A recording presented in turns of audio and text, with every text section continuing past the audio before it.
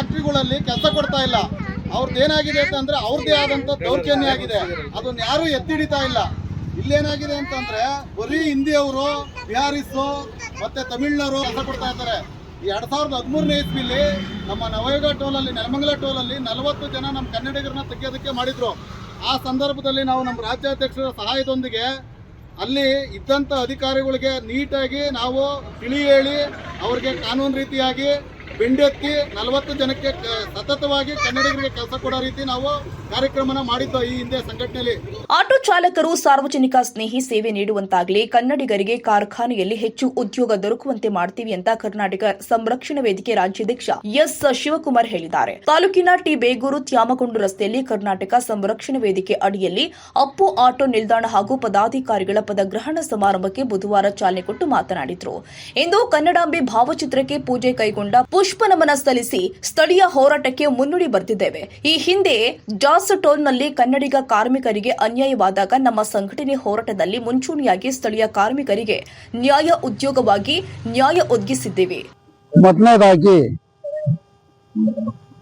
ಈ ಆಟೋ ಘಟಕದ ಎಲ್ಲ ಕಾರ್ಯಕರ್ತರಿಗೆ, ಸದಸ್ಯರುಗಳಿಗೆ ನನ್ನ ಶುಭಕಾಮನೆಗಳನ್ನ ತಿಳಿಸೋದಕ್ಕೆ ಇಷ್ಟಪಡ್ತೇನೆ. ಇಲ್ಲಿ ಸ್ಥಳೀಯವಾಗಿರ್ತಕ್ಕಂತಹ ಕಾರ್ಖಾನೆಗಳಲ್ಲಿ ಕನ್ನಡಿಗರಿಗೆ ಉದ್ಯೋಗವನ್ನ ಕೊಡ್ತಾ ಇಲ್ಲ, ತಮಿಳರಿಗೆ, ಆಂಧ್ರದವರಿಗೆ, ಬೇರೆ ಬೇರೆ ರಾಜ್ಯದವರಿಗೆ ಮಾತ್ರ ಅವಕಾಶ ಮಾಡಿಕೊಡ್ತಾ ಇದ್ದಾರೆ ಅಂತ ಹೇಳಿಬಿಟ್ಟು ಈ ಸ್ಥಳೀಯವಾಗಿ ಸಾಕಷ್ಟು ಜನಗಳ ದೂರು ಕೇಳಿ ಬರ್ತಾ ಇದೆ. ಇದನ್ನ ನಮ್ಮ ಕರ್ನಾಟಕ ಸಂರಕ್ಷಣಾ ವೇದಿಕೆ ವತಿಯಿಂದ ನಾವು ಉಗ್ರವಾಗಿ ಖಂಡಿಸ್ತೇವೆ. ಇದು ಕರ್ನಾಟಕದ ಯುವಕರಿಗೆ, ಕನ್ನಡಿಗರಿಗೆ ಮೊದಲನೇ ಆದ್ಯತೆಯನ್ನ ಕೊಡಬೇಕು ಅಂತ ನಾವು ಆಗ್ರಹ ಮಾಡ್ತೇವೆ. ಜೊತೆಗೆ ಇವತ್ತು ಸಂಘಟನೆಗಳು ಯಾವ ಮಟ್ಟಕ್ಕೆ ಹೋಗಿದ್ದಾವೆ ಅಂತಂದ್ರೆ, ಹಣ ವಸೂಲಿ, ಈ ಸರ್ಕಾರಿ ಸ್ಥಳೀಯ ಅಧಿಕಾರಿಗಳನ್ನ ಇನ್ವಾಲ್ವ್ ಮಾಡಿಕೊಂಡು ಹಣ ವಸೂಲಿಗೆ ದಂಧೆ ಮಾಡುವಂತ ಹಂತದಲ್ಲಿ ಇಳಿತಾ ಇದ್ದಾರೆ. ಇದನ್ನ ನಮ್ಮ ಕರ್ನಾಟಕ ಸಂರಕ್ಷಣಾ ವೇದಿಕೆ ಕಡಾಖಂಡಿತವಾಗಿ ಖಂಡಿಸುತ್ತೆ. ಯಾಕೆ ಅಂತಂದ್ರೆ ಸ್ಥಳೀಯ ಪೊಲೀಸ್ ಅಧಿಕಾರಿಗಳಿರ್ಬೋದು, ಸ್ಥಳೀಯ ರೆವಿನ್ಯೂ ಅಧಿಕಾರಿಗಳಿರ್ಬೋದು, ಕೆಲವು ಸಂಘಟನೆಗಳ, ಆಮೇಲೆ ಕೆಲವರು ಸಾಮಾಜಿಕ ಕಾರ್ಯಕರ್ತರು ಅಂತ ಹೇಳಿಕೊಂಡು ಓಡಾಡ್ತಕ್ಕಂತಹವರ ಜೊತೆ ಕೈ ಜೋಡಿಸಿ ಹಣ ವಸೂಲಿಯ ದಂಧೆಗಿಳಿದಿದ್ದಾರೆ. ಇದನ್ನು ಕೂಡ ನಾವು ಕಡಾಖಂಡಿತವಾಗಿ ನಮ್ಮ ಕರ್ನಾಟಕ ಸಂರಕ್ಷಣಾ ವೇದಿಕೆ ವತಿಯಿಂದ ಖಂಡಿಸ್ತೇವೆ. ಜೊತೆಗೆ ಕರ್ನಾಟಕ ಸಂರಕ್ಷಣಾ ವೇದಿಕೆ ಯಾವತ್ತೂ ಕೂಡ ಜನಪರವಾದಂತಹ, ನಾಡಿನ ಪರವಾದಂತಹ, ಭಾಷೆಯ ಪರವಾದಂತಹ, ನೆಲ ಜಲದ ಪರವಾಗಿ ಕೆಲಸ ಮಾಡ್ತಾ ಬಂದಿದೆ. 2007ರಿಂದ ನಿರಂತರವಾಗಿ ನಾವು ಹೋರಾಟ ಮಾಡ್ಕೊಂಡು ಬಂದಿದ್ದೀವಿ. ಇನ್ನು ಮುಂದೆನೂ ಕೂಡ ಇದೇ ನಿಟ್ಟಿನಲ್ಲಿ ನಾವು ಹೋರಾಟ ಮಾಡ್ತೀವಿ. ಎಲ್ಲಿ ಅನ್ಯಾಯ ಕಂಡು ಬರುತ್ತೆ ಅಲ್ಲಿ ನಮ್ಮ ಕರ್ನಾಟಕ ಸಂರಕ್ಷಣಾ ವೇದಿಕೆ ಕಾರ್ಯಕರ್ತರು, ಮುಖಂಡರುಗಳು ಇರ್ತಾರೆ. ಅವ್ರಿಗೆ ಅನ್ಯಾಯ ಆದವರಿಗೆ ನ್ಯಾಯವನ್ನ ಒದಗಿಸುವಂತ ಕೆಲಸವನ್ನ ನಾವು ಮಾಡ್ತೇವೆ. ನೋಡಿ, ಇವತ್ತು ಆಟೋ ಓಡಿಸ್ತಾ ಇರ್ತಕ್ಕಂತಹ ಕಾರ್ಮಿಕರು, ಬಡವರು, ಅವ್ರಿಗೆ ಓದ್ಕೊಂಡಿರ್ತಾರೆ, ವಿದ್ಯಾವಂತರಾಗಿರ್ತಾರೆ, ಅವ್ರಿಗೆ ಎಲ್ಲೋ ಉದ್ಯೋಗಗಳು ಸಿಗದೇ ಇದ್ದಾಗ ಅನಿವಾರ್ಯವಾಗಿ ಆಟೋ ಓಡಿಸುವಂತ ಕೆಲಸವನ್ನ ಮಾಡ್ತಾ ಇರ್ತಾರೆ. ಅದು ಕೂಡ ಒಳ್ಳೆ ಕೆಲಸ.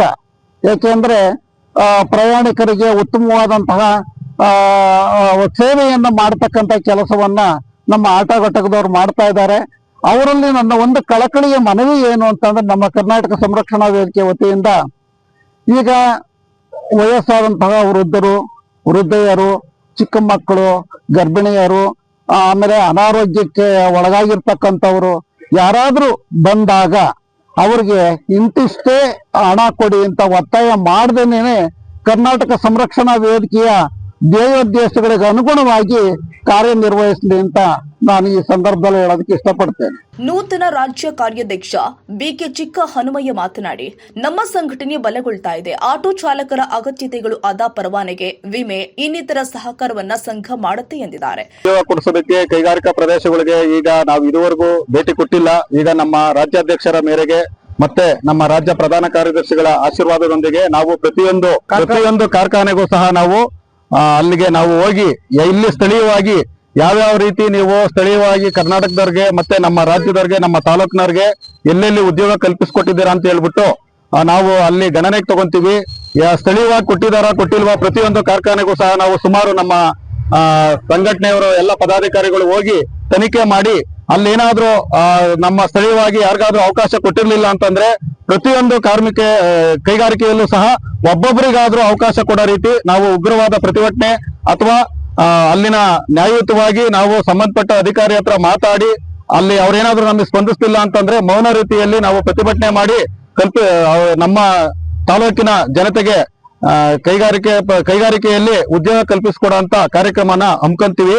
ಮತ್ತೆ ಈ ಸಂದರ್ಭದಲ್ಲಿ ನಾನು ಮತ್ತೊಂದು ಹೇಳಕ್ ಇಷ್ಟಪಡ್ತೀನಿ, ಏನಂತ ಅಂದ್ರೆ ಇಲ್ಲಿ ನಮ್ಮ ಟೋಲಲ್ಲೂ ಸಹ ಸ್ಥಳೀಯವಾಗಿ ಯಾರನ್ನೂ ಸಹ ಬಿಡ್ತಾ ಇಲ್ಲ.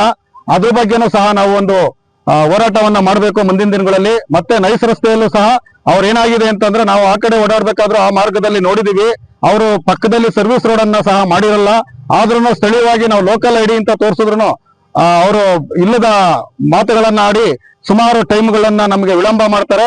ಮುಂದಿನ ದಿನಗಳಲ್ಲಿ ನಮ್ಮ ಕರ್ನಾಟಕ ಸಂರಕ್ಷಣಾ ವೇದಿಕೆಯಿಂದ ಆ ನೈಸ್ ರೋಡ್ ರಸ್ತೆಗೆ ನಾವು ಸ್ಥಳೀಯವಾಗಿರೋಂತ ಅಂದ್ರೆ ನಮ್ಮ ಬೆಂಗಳೂರು ಗ್ರಾಮಾಂತರ ಜಿಲ್ಲೆ ಅಥವಾ ಬೆಂಗಳೂರು ನಗರ ಜಿಲ್ಲೆ ಇರೋಂತವ್ರು ಆ ಹಾದಿಲಿ ನಮ್ಮ ಲಿಮಿಟ್ ವರ್ಗುನು ಬಿಡಬೇಕು ಅಂತ ಹೇಳ್ಬಿಟ್ಟು ಹೋರಾಟ ಮಾಡ್ತೀವಿ. ಈ ಆಟೋ ಘಟಕ ಈಗ ಉದ್ಘಾಟನೆ ಆಗಿರೋಂತ ಸಂದರ್ಭದಲ್ಲಿ ನಾವು ಅವ್ರಿಗೆ ಏನ್ ಹೇಳ್ತೀವಿ ಅಂತಂದ್ರೆ ಎಲ್ಲರೂ ಸಹ ಒಳ್ಳೆ ನ್ಯಾಯ ನೀತಿ ರೀತಿಲಿ ನಡ್ಕೊಬೇಕು. ಮತ್ತೆ ಯಾರಾದ್ರೂ ನಮ್ಮ ಬರುವಂತ ಪ್ರಯಾಣಿಕರುಗಳಿಗೆ ಯಾವುದೇ ರೀತಿ ಅವ್ರಿಗೆ ತೊಂದರೆ ಇಲ್ಲದ ರೀತಿ ನೋಡ್ಕೊಬೇಕು. ಈ ವೇಳೆ ಪದಾಧಿಕಾರಿಗಳಿಗೆ ನೇಮಕಾತಿ ಪತ್ರ ವಿತರಣೆ ಮಾಡಲಾಗಿದೆ. ಈ ಸಂದರ್ಭದಲ್ಲಿ ರಾಜ್ಯ ಪ್ರಧಾನ ಕಾರ್ಯದರ್ಶಿ ಎಂಆರ್ ತೀರ್ಥೇಶ್, ರಾಜ್ಯ ಕಾರ್ಯದರ್ಶಿ ಬಿಎನ್ ಗಂಗಾಧರ್, ತಾಲೂಕು ಅಧ್ಯಕ್ಷ ರಂಗರಾಜು ಬಿಆರ್, ಯುವ ಘಟಕದ ನರಸಿಂಹರಾಜು, ಆಟೋ ಘಟಕದ ಗೌರವಾಧ್ಯಕ್ಷ ಕೃಷ್ಣಪ್ಪ, ಅಧ್ಯಕ್ಷ ಲಕ್ಷ್ಮೀನಾರಾಯಣ್, ಉಪಾಧ್ಯಕ್ಷರು ಆದ ವೆಂಕಟೇಶ್, ಶಿವರಾಜು, ಕಾರ್ಯಾಧ್ಯಕ್ಷ ಹನುಮಂತರಾಜು, ಸಂಘಟನಾ ಕಾರ್ಯದರ್ಶಿ ಹೊನ್ನಪ್ಪ, ಕೇಶವಮೂರ್ತಿ, ಪ್ರಧಾನ ಕಾರ್ಯದರ್ಶಿ ಶೇಖರ್, ಕಾರ್ಯದರ್ಶಿ ರಾಜು, ಜಂಟಿ ಕಾರ್ಯದರ್ಶಿ ಇವತ್ತು ನನ್ನ ರಾಜ್ಯ ಪ್ರಧಾನ ಕಾರ್ಯದರ್ಶಿಯಾಗಿ ಆಯ್ಕೆ ಮಾಡಿದ್ದಾರೆ. ಅವರ ಮುಂದಿನ ಕಾರ್ಯಚಟುವಟಿಕೆ ಯಾವ ರೀತಿ ರೂಪಿಸ್ಕೊಡ್ತಾರೋ ಅದೇ ರೀತಿಯಲ್ಲಿ ನಾವು ಕಾರ್ಯನಿರ್ವಹಿಸ್ತೀವಿ. ನಾವು ಚಿಕ್ಕಮಗಳೂರು ಒಮ್ಮತವಾಗಿ ಇಡೀ ತಾಲೂಕಲ್ಲಿ ಹೋರಾಟ ಮಾಡ್ತೀವಿ. ಇಡೀ ರಾಜ್ಯದಲ್ಲಿ ನಮ್ಮ ರಾಜ್ಯಾಧ್ಯಕ್ಷರ ಜೊತೆಯಲ್ಲಿ ನಿಂತ್ಕೊಂಡು ನಾವು ಹೋರಾಟ ಮಾಡಿ ಎಲ್ಲ ಜನಸಾಮಾನ್ಯರಿಂದ ಹಿಡಿದು ಎಲ್ಲರಿಗೂ ಒಳ್ಳೆ ಇದು ಸೌಲಭ್ಯ ರೂಪಿಸೋಣ ಅಂತ ತೀರ್ಮಾನ ಮಾಡಿದ್ವಿ. ಏನು ಎಲ್ಲ ಹೋರಾಟಗಳು ಯಾರಿಗೆ ಅನ್ಯಾಯ ಆಗುತ್ತೆ ಅವ್ರಿಗೆ ನಾವು ನಮ್ಮ ಕೈಲಾದ ಶಕ್ತಿ ಮೀರಿ ಸಹಾಯನೂ ಮಾಡ್ತೀವಿ, ಹೋರಾಟ ಮಾಡ್ತೀವಿ. ಯಾರಿಗೆ ಏನಾರ ಅನ್ಯಾಯ ಆದ್ರೆ ಅವ್ರ ಜೊತೆ ನಿಂತ್ಕೊಂಡು ಹೋರಾಟ ಮಾಡ್ತೀವಿ. ಈ ಹೋರಾಟಕ್ಕೆ ಅವ್ರಿಗೆಲ್ಲ ಹೇಳೋದೇನಂದ್ರೆ ನಮ್ಮ ರಾಜ್ಯಾಧ್ಯಕ್ಷ ಹೇಳಿದಾರೆ ಆಲ್ರೆಡಿ, ನಾವು ಇನ್ನೇನು ಹೆಚ್ಚಿನ ಇದು ಆಗಲ್ಲ. ಬಿಎನ್ಆರ್ ಪಬ್ಲಿಕ್ ಸ್ಕೂಲ್ ಎಸ್ಎಸ್ಎಲ್ಸಿ ಫಲಿತಾಂಶದಲ್ಲಿ ಭಾವನಾ ಟಿಎಸ್ 625ಕ್ಕೆ 625 ಅಂಕಗಳನ್ನು ಗಳಿಸುವ ಮೂಲಕ ರಾಜ್ಯಕ್ಕೆ ಪ್ರಥಮ ರ್ಯಾಂಕ್ ಪಡೆದ ಶಾಲೆ ಎಂಬ ಹೆಗ್ಗಳಿಕೆಗೆ ಭಾಜನವಾಗಿದೆ. 2026-27ನೇ ಶೈಕ್ಷಣಿಕ ಸಾಲಲ್ಲಿ ಮಾಂಟೆಸರಿಯಿಂದ 10ನೇ ತರಗತಿವರೆಗೆ ಪ್ರವೇಶಾತಿಗಳು ಪ್ರಾರಂಭ ಆಗಿದ್ದು ಕೆಲವು ಪ್ರವೇಶಾತಿಗಳು ಲಭ್ಯ ಇದೆ. ಪ್ರತಿಭಾನ್ವಿತ ಮಕ್ಕಳಿಗೆ ವಿದ್ಯಾರ್ಥಿ ವೇತನದ ಸೌಲಭ್ಯ ಇದೆ. ಒಮ್ಮೆ ಭೇಟಿ ನೀಡಿ. BNR public school, Babanna layout, Mallasandra, T Dasarahalli, Bengaluru.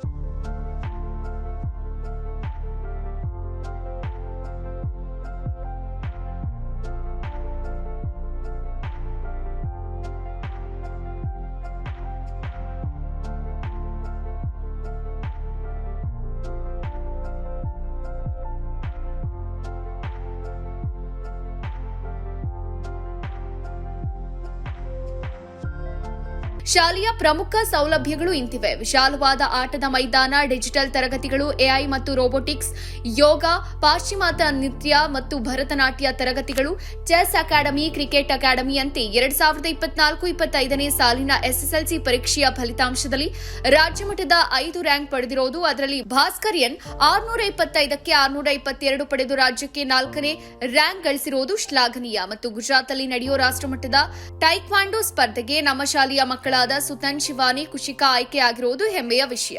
BNR ಶಾಲೆ ಗುಣಾತ್ಮಕ ಶಿಕ್ಷಣವನ್ನ ನೀಡುವಲ್ಲಿ ಯಶಸ್ವಿಯಾಗಿದೆ.